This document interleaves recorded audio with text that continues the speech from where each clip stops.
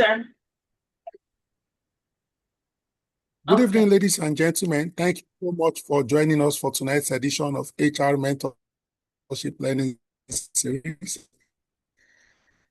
Tonight, we have the privilege and pleasure of having with us Atai Ayodele, who will be facilitating the topic talent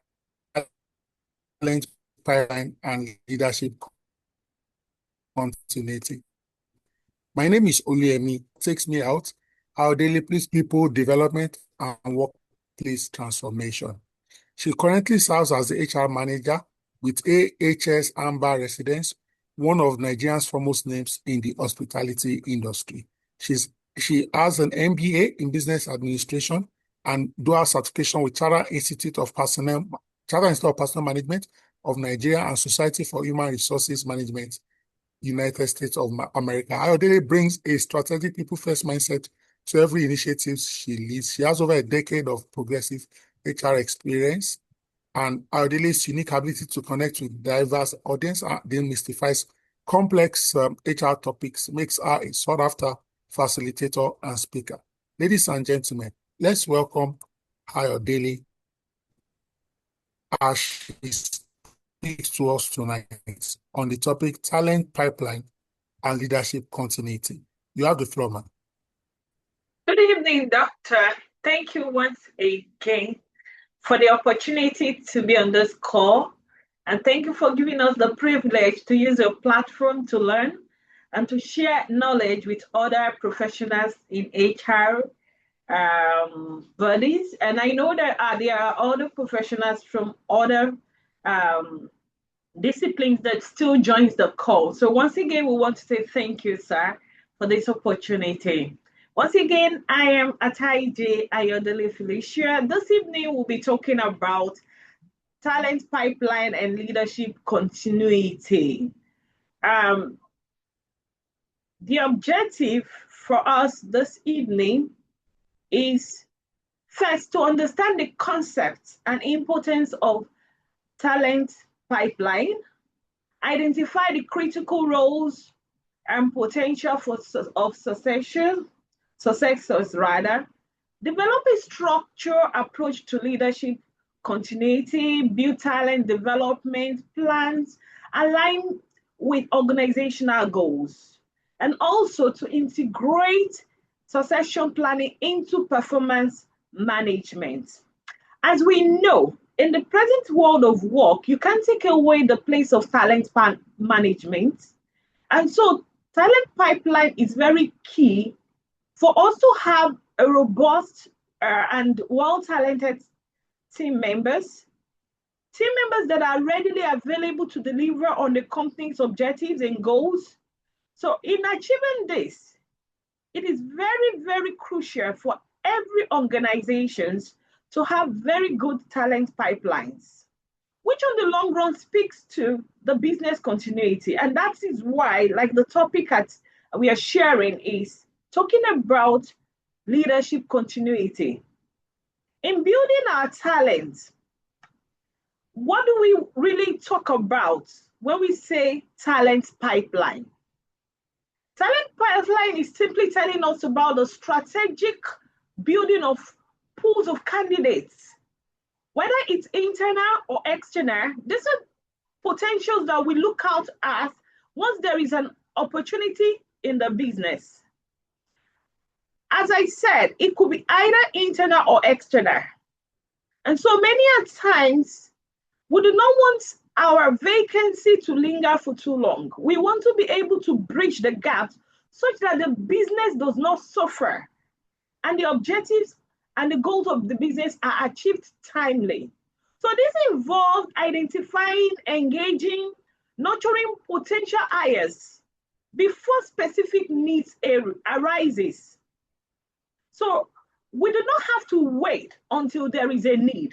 That is what talent pipeline is talking about. It means that we already have a pool of talents that we are engaged with. We have nurtured, we already know their potentials and what they can deliver on. And so this understanding is very key for every business leaders, HR professionals that understand the place of continuity and having a very good talent in the system. So what are the purpose of pipeline management? First, we talk about proactive acquisition.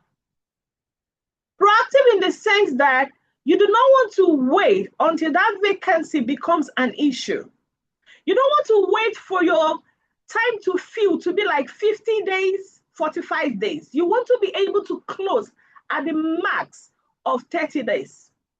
Understanding that an average employee would give at least a month's notice. For those that have flexible schedule, they can give 2 weeks. And so you want to be able to bridge this gap such that you do not have to linger for as long as 45 days, 50 days to fill your vacancy. And so this speaks to the proactiveness of your talent acquisition. Then we talk about the strategic workforce planning. So it's talking about you looking into the future. What are my business needs? What is the organization needs? What is this departmental needs? You want to be able to plan around it such that every of the aspect of your workforce is closed. Once there is an opportunity to fill out a gap, you have already gone ahead of time to plan around it.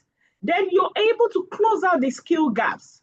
If you see, this is quite interwoven. So once you are able to get that aspect of your acquisition right and you're able to do the workforce planning, then you know that the skill gap issue is closed timely. What are the benefits of a talent pipeline? First, it will reduce the time to hire.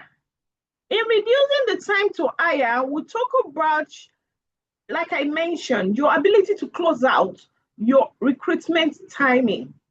You're able to, already you have sourced for your candidates, you've kept them aside, so you're able to close out timely. Then it reduces your business waiting. That's the turnover for you to have talent around. It increases your competitive advantage. As such, your business does not have to have an issue. I'm sorry, sorry about that. I just want to on the AC. All right, thank you. So your competitive advantage is on the increase. You are able to have good talent, and as such, you are able to beat your competitors to it. You are able to maintain a very good culture as an organization. In managing talents, the pipeline speaks so much to the growth every organization desires. It speaks so much to the kind of talents we have in the system. All of these benefits put together on the long run is not just for the business advantage, it also speaks to the structure and the level of employees that we have in the system. That way, it gives employees an opportunity to be at edge of their colleagues, even in the other industries or in neighboring or competitive industries around or companies around them. And so they are able to compete favorably in the system. So we will talk about the difference between succession planning and talent pipeline. Succession planning, most of the time, speaks about you bringing in a lower experienced person that you are going to train through the rank of your roles. You're going to be able to put them through the culture right from a very humble beginning, if I could use that word. And so you're able to inculcate the culture, they understand what your business is about, and you're able to move them around the system so they understand every aspect of the organization. But when we talk about talent pipeline, it means that we are talking about experienced hires in the industry. So this is, aside the fact that it's skilled focus, it is industry focus as well. So these are people that have intense knowledge about the industry. They are very, very familiar with the system, either in and out of your organization. They have the generic knowledge of the industry, and so they are able to fit it into every aspect of the business. But then these two works together. And you know, in talking about talent pipeline, we also talk about looking inward into the system to see what fits in. Which employee do we have that we can build towards our organizational goals, project toward the future of the business, peradventure for a business that wants to expand, or for a business that wants to, build its structure, refine its processes. All of this helps a long way to ease the pressure that comes with getting the right hire or quality hire.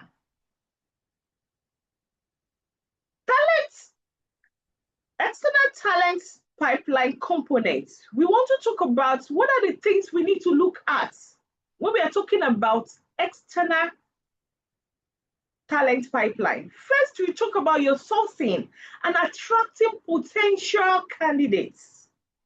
Sourcing is very key. You want to be very deliberate on the kind of candidates you engage. You want to be very deliberate on how you attract them into the system. You engage them, nurture them. As you engage and you're nurturing them, you're already putting them into segments. What aspect of the business needs what talent? What department needs what talent? At what level do we need them to come in? And it is not just about segmenting them and keeping them in your pool. We must engage them so that they know that we are mindful of them. And by the time we're engaging them, we're communicating with them, we're already building relationship. In building this relationship, it makes it a lot easier for us to be able to have them join our system. You know, when we talk about networking, having people around us, people we talk to, people we relate with. So it goes a long way to speak to the kind of people we want. Like I said, skill-based, industry-based candidates. Then we talk about the internal sourcing. Internal talent management speaks to identifying what we have in the system, what we have in our system, the kind of employees we have, what they do, what their strengths are, and we're able to align them by integrating them into a plan. Once we are able to align them, we're able to assess what aspect of the organization they fit in, what department or what peradventure we want to have a subsidiary. You're able to ascertain and determine how well they can fit into it. You know, internal talent pipeline goes a long way to speak about the institutional knowledge, because they know the company so well. They know what aspect of the business is what and what speaks for what at what season, at what time. They're able to key into every aspect of this. And this supports continuous engagement. And so employee is able to have a sense of belonging, and employee tends to have this accountability that, oh, we are part of the system. With us, this business can grow. So it builds a lot of trust and loyalty. Building and developing talent pipe. What are the steps that are involved? We must identify the critical roles. What are the roles that are very key to our operations?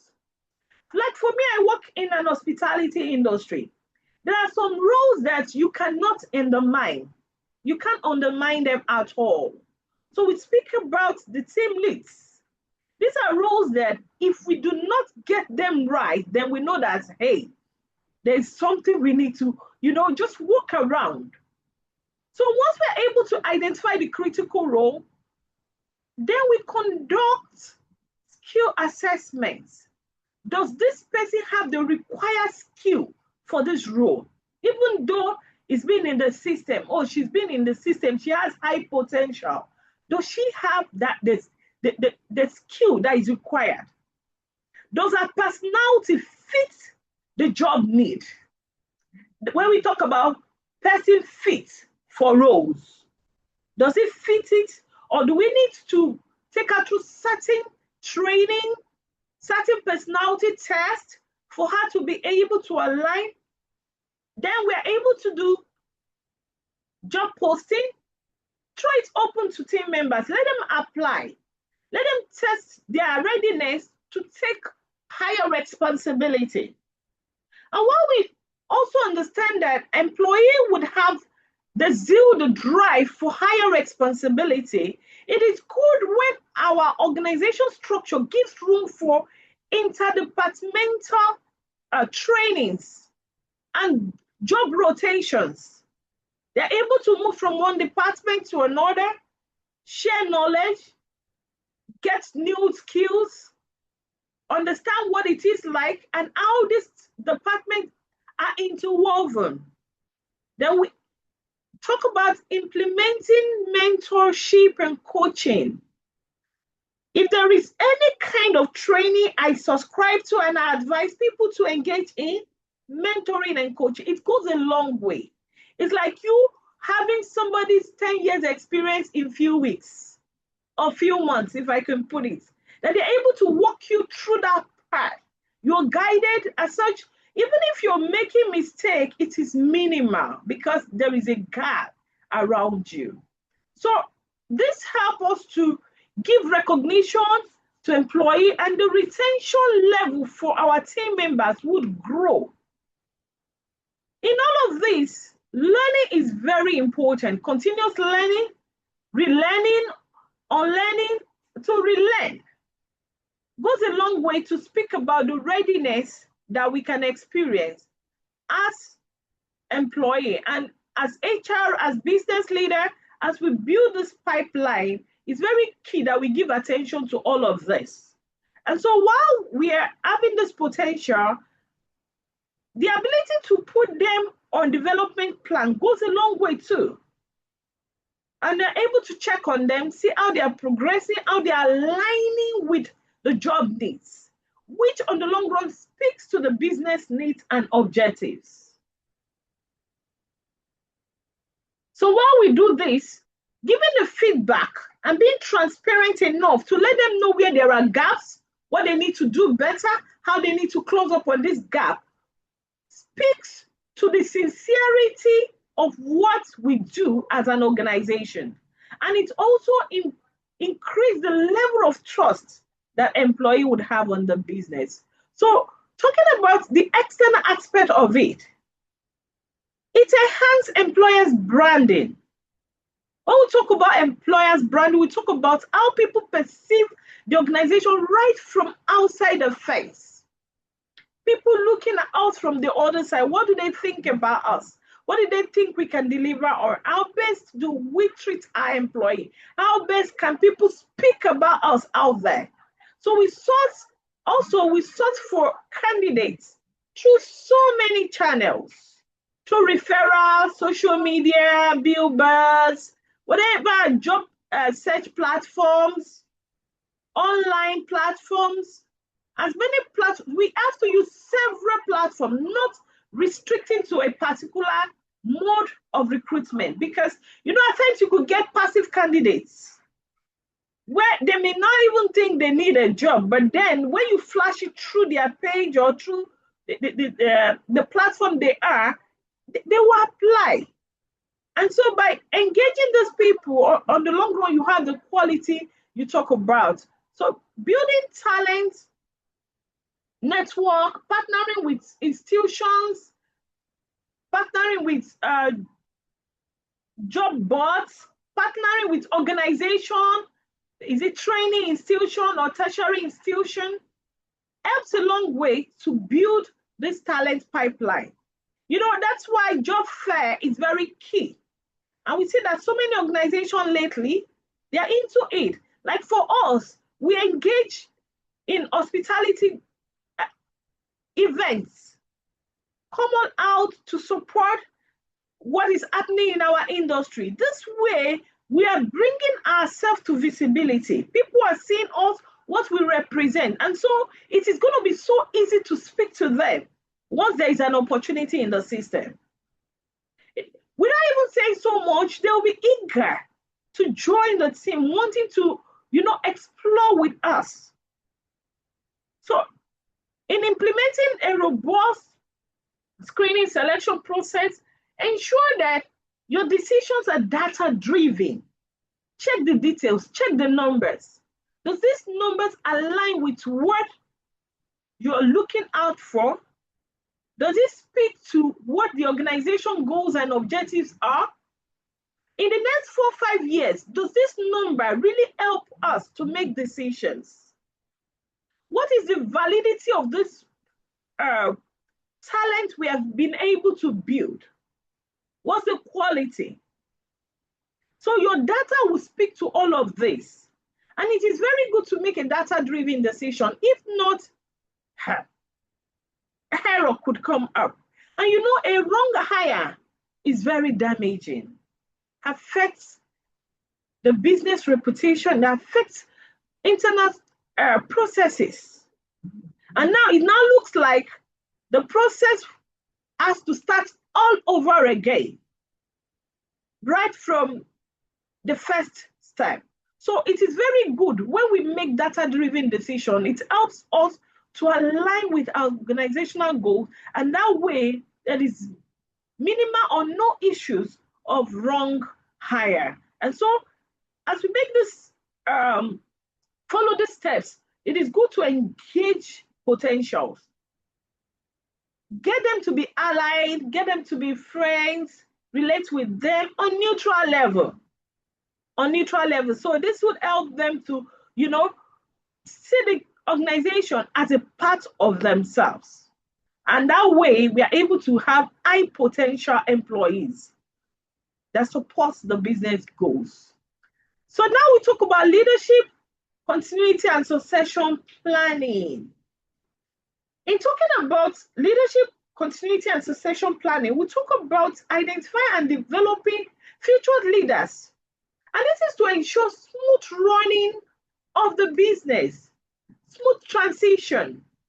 If a leader leaves a particular job role, it makes it easier for us to fill in. And as such, there is no breach in the operations. No breach. The operation moves on smoothly without any hitch. So it is very, very key that we get to be very, very strategic in this decision, in building good talent, in ensuring that the quality of our talent are high as organization. Okay? Can we hear me? Are we still here? I think we are just 4 on the call. The network seems very, very poor. I don't just want to be talking though. Can we hear me, please? Uncle K, can you hear me? Yes, we can hear you loud and clear. Yes, we can hear you. So, okay, thank you. So, leadership continuity is very key for any business that needs to survive time. As much as revolution comes, we know the world of work is revolving, so many things are changing. And that's where the place of unlearning, learning, and relearning goes a long way to speak to how we are able to catch up with the trend of time. Succession planning is not like an immediate work plan for workforce planning. It is a long-term plan. It could be like 5 years, 6 years, 10 years even. But then we have to be very deliberate and proactive about it. All right, so why do we need leadership continuity? Why is it so important to us? We want to avoid organizational risk such that if any leader leaves, the business does not come to a stop. We're sure that if anybody leaves a seat, there's somebody to close the gap. And business is not altered. The business is not exposed. Then also for our culture, We want to be sure that the culture is sustained and we are maintaining a very high performance level. Well, because we already have somebody in the system that understands our culture and know what our performance deliverables are like. And so is able to drive performance to the highest level. So how do we identify critical leadership position? First, we must identify our key roles. What are the key roles in the organization? What are the roles and the capabilities that are very important? Like I mentioned earlier, I work in an hospitality industry, and there are some positions that you cannot undermine. Is it in the production department or the operations? When you talk about the GMs, the operations manager, talk about the chefs, these are people that are very key to the success of the business. And so identifying this role and having a plan, a backup plan for any eventuality is very key. And as we make this decision, we must understand that it must align with the business strategy and objective. What are the impacts of these roles on the organization? When we talk about the operations, either strategic or operational impacts. If a key employee leaves the seat today, what effect will it have on the business? Just like I said, key roles like GM, like operations manager, like the chef, goes a long way to speak about the operational efficiency of the business. Talking about the financial impact as well. If the production floor is in disarray, obviously we know that it will affect the business returns. So return on investments will be dragging because that aspect of the business is very key to drive revenue. And so we don't want to toy with it. The influence and relationship impact. The role of team leads, like the GM, the operations manager, goes a long way because they liaise with our stakeholders in all aspects. You see the investors, the business, man or woman out there, the corporate clients, even individual clients, they relate with them. And these are people that we need for the success of our business. And so if anything goes wrong and we are not able to cover up that gap, the skill gap, timely, it means that the business would be in disarray. And so we don't want to expose our business to such. We consider the risk and the knowledge. What is the uniqueness of this skill, required for this role? If I'm going to engage an operation person, what are the uniqueness I'm looking at? What is that peculiar thing that this person needs to possess that will help me to determine if this person is actually ready for this leadership role? How about the institutional knowledge? Like I mentioned, in the place of succession planning, institutional knowledge plays a very key role.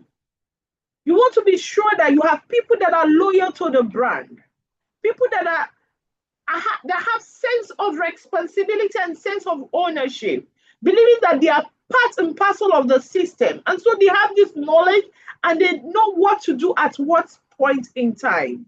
Then you analyze the pool and the risk attached.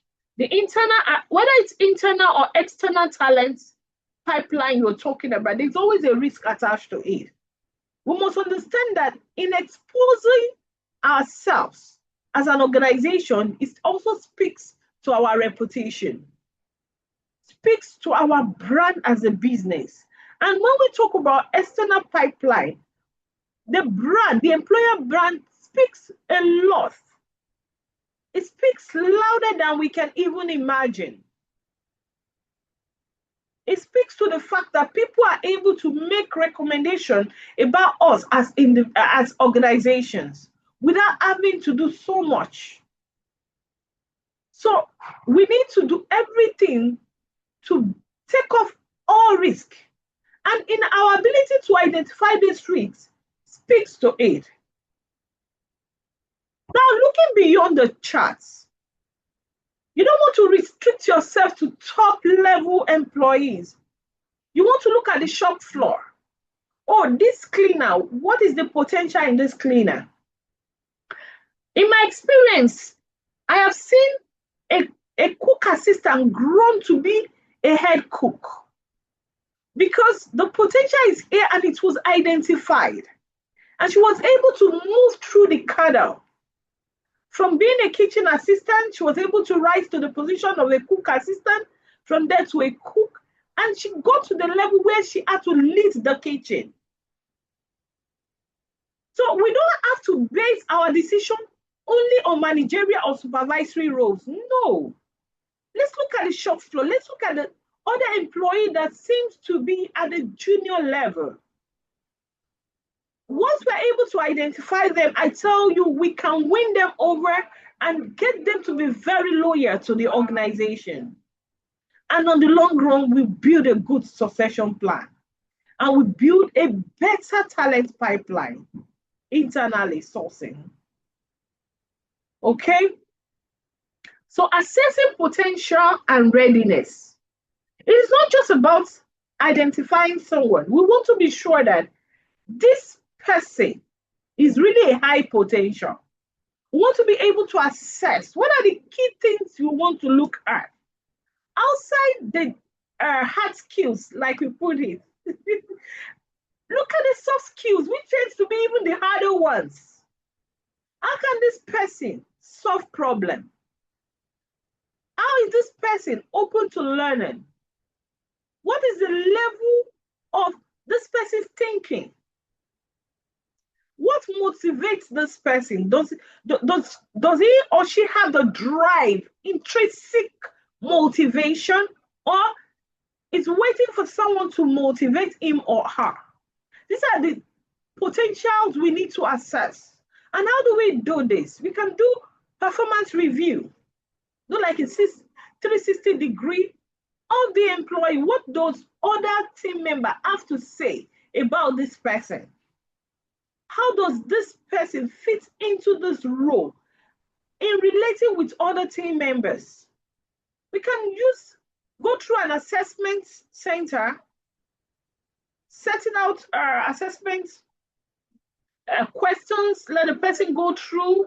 Let's check the readiness of this person and not just assume that it's ready. Do the personality test.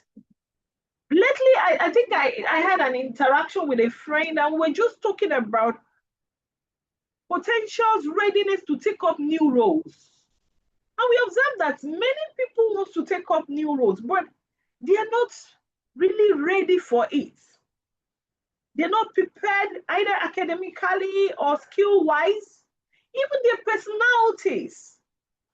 Over time, I've understood that our personality must align with our roles. And that's why I advise people to do personality tests. Check, does your personality speak to your new role? Does it help you to achieve your goals? And you can also do interview and analyze the person's aspiration. How is this person really ready for this job? Is it just because he sees people doing it and it feels like, oh, this person is doing this HR work, me too, I want to do it. Or this person is doing this operations work, I want to also be. No, we must assess the readiness. If not, it will be an issue of putting a round peg in a square hole. And so we go back to the issues we are trying to avoid. So potential assessment is very, very key. You can't undermine it. Then we'll talk about the readiness, assessing readiness. Does this person possess the skill? I'd mentioned a part of it earlier. Do they have the skill required for this new role? Is this person ready to take courses, to acquire new knowledge? Do this person support change? How are they able to align existing norm with strategic changes that comes into the system? Are they able to ensure that this process goes on smoothly without issues? So what are the methods we can use to assess the readiness? First, performance evaluation and direct observation from a distance. Just like I mentioned, I have had that experience with a kitchen assistant observing her drive for the job. She was able to put all of herself into what she was doing, even though all she was employed to do was to wash plates and clean the ground. And gradually, she moved from just washing plates and cleaning the ground to cooking. From there, she became a team lead. But it started with somebody observing her and seeing the drive in her. Review current structures, checking the structure we have. Does our present structure align with our readiness? Do we have all the things that are required? The tools, the work tools, the resource for this process. If we have an employee that has the potential, are we sure that the readiness is there? Does our system give room for this process to work seamlessly without hitches? So we need to put in perspective, interviewing the key individuals, speaking to them, interacting with them to see what it is like, what's their understanding of this opportunity. Let it not just be a word of mouth, such that they get overwhelmed over time and lose guard. All right.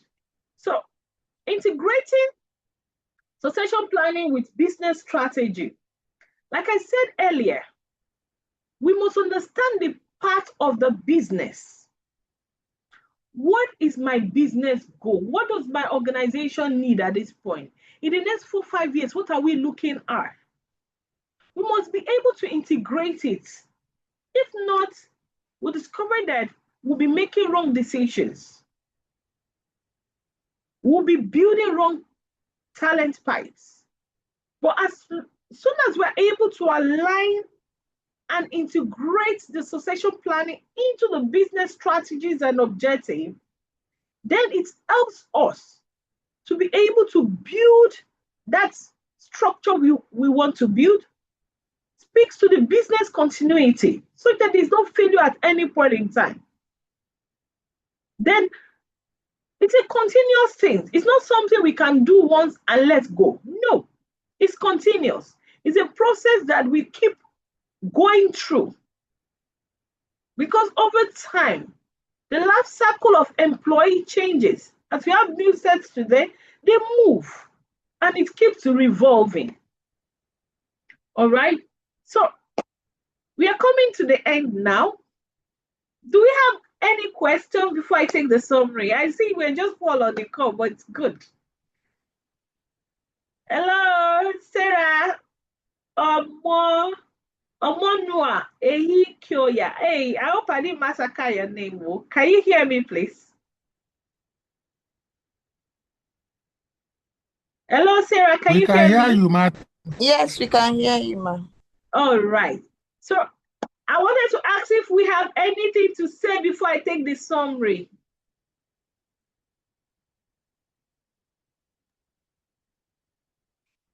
Uncle K, do you have anything to say? Please go ahead and take the summary. All right. So, like I said, building a talent pipeline and leadership continuity is not something we can do and just stop in between. It's continuous. So it's not just about something we dabble into. We have to be very deliberate because it is built. And when you're building, you know what it is like to build a house. You have to plan around it, be deliberate with your decisions. So being proactive goes a long way. Very, very essential. So proactive planning is key. Ensuring organizational resilience and continuity, very, very important. Very important in building talent pipeline, either it's internally or externally. Resilience is also key, balancing internal growth with external insights. We must be able to balance it because institutional knowledge is where the place of internal talent pipe speaks. And that's where we see the part of succession planning. It's very key. So we should be able to balance as much as we want to bring in people with fresh ideas, fresh insights into the system. We should not undermine the institutional knowledge of the people that are already in the system. Identify leaders objectively, without bias, without sentiment, or objectively and fairly. Okay, not for favorism or for familiarity reasons, no. We have to be very neutral and be objective such that we are sure that we are making the right decision. Then aligning with future business needs. And that's where I spoke about our ability to integrate into the business strategy. Because there's no way we can build talent pipeline without having an understanding of the business. What is the business needs? This speaks a long way to determine the kind of talent we build, how we build it. All right, thank you. So I think I've come to the end of the slide. Do we have any question? Do we want to contribute? Do we have anything to add? Hello? And this one, we are so quiet. We can't hear you. Okay, do you have anything to add? Well said tonight. You have actually said it all. Okay. All right. So thank you so much for staying on the call. We really appreciate your time. So doctor is already out. I think the network really is bad at its end today. But then we'll run up. So thank you everyone for joining the call. Thank you for making out time to learn, to share your thoughts. Really appreciate this. All right, so I wish us a pleasant evening. If we do not have anything to talk about. Before we round up, let's just show our appreciations to Ayodele Felicia with our virtual emojis. Please keep it coming. Let us appreciate her for our wonderful presentation she has made this evening. Oh, and I can see Doctor is back on the call. Okay, Doctor is back. Yes. Okay, let's have a great evening. Then Thank sure you we don't so keep much. us to. Thank you, ma'am. Thank you for staying. Thank you for joining And the as we call. usually do it, so you can all unmute and show appreciation and say a very big thank you to Ayodele Ataiju. Please unmute and say a very big thank you to her. Thank you, Auntie J. Thank you. Thank you, my All boss right. So much, lady. Atije. Thank you. Bye. Thank you for Good night. Thank you. Bye. Bye. Have a wonderful evening, everyone. Bye. You too.